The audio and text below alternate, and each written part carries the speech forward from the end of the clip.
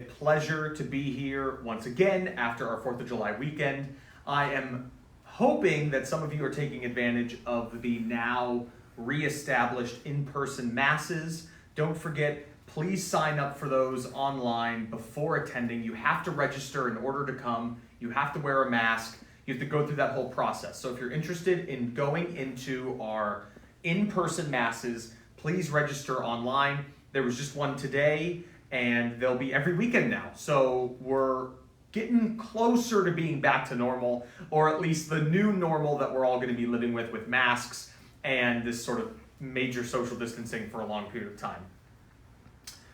Today, we're going to do a thought of the week by myself. Denise had to go, and I wasn't able to get a teenager for today. So in a way, what I wanted to talk about with you is similar to what we just discussed with social distancing and the effect it's having on our lives. And that is that we are living not only in this new normal of expectations for what we were usually doing that was routine, but we are also living in a new normal in how we relate to one another.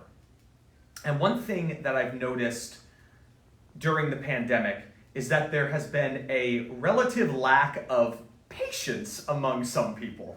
I myself have lost patience with others.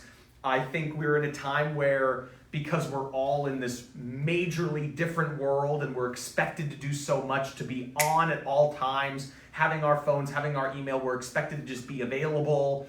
It's created new mental issues. There's all these things going on. But we've lost a little bit of patience.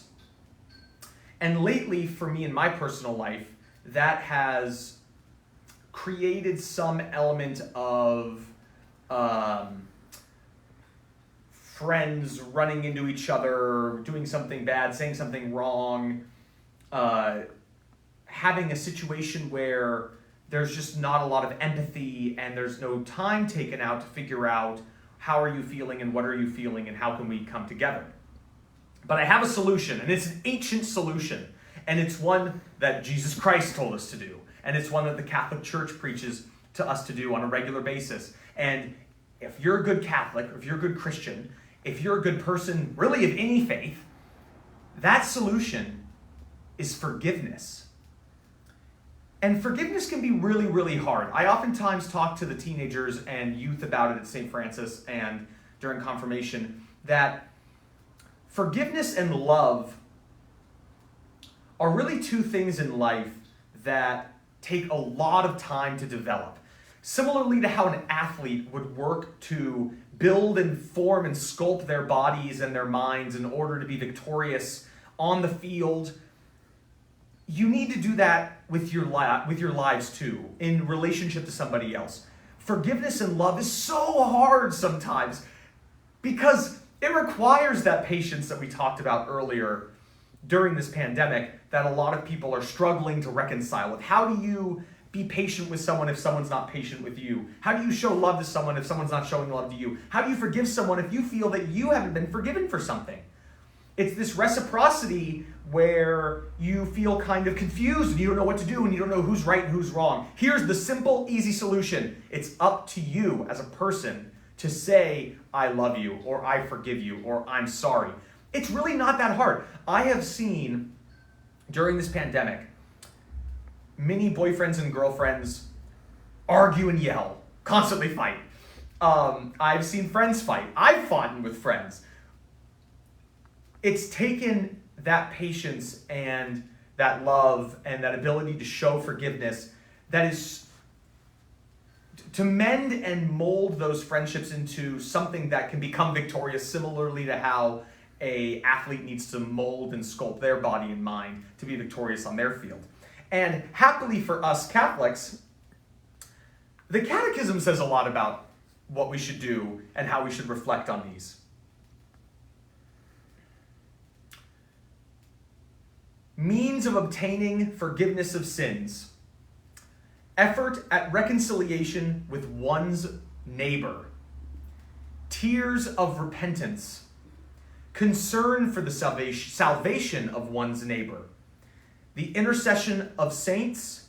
the practice of charity. This all goes to what they call a conversion in your daily life, a conversion in your daily activity. One that is shown through gestures of reconciliation, concern for the poor, the exercise and defense of justice and what is right, the admission of faults to one's brethren, fraternal correction, revision of your life, examination of conscience, spiritual direction, acceptance of suffering, endurance of persecution for the sake of righteousness, taking up the cross each and every day. If you're interested, those are in paragraphs 1434 and 1435 of the Catechism.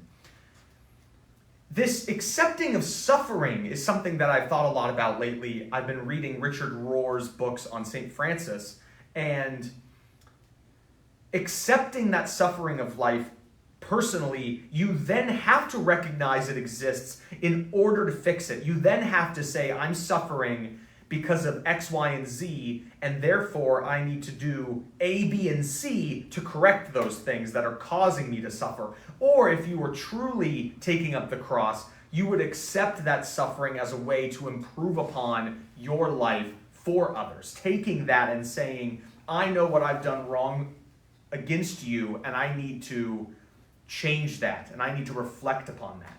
So the thought of this week, going into the rest of the summer and probably into the fall, especially as we continue this new normal, and especially as people are continuing to be isolated from one another, losing patience, all of these things, we need to remember that showing love and showing forgiveness and using those two things in a radical way can lead to taking up your own cross for others and can lead to a greater loving relationship with somebody else. And that's really it for today. I hope that you reflect on some of that. You go read those paragraphs in the Catechism, think more about St. Francis. But remember that choosing love and forgiveness is the path to personal salvation and salvation for everyone in your community and in your life. So thank you so much, and God bless you.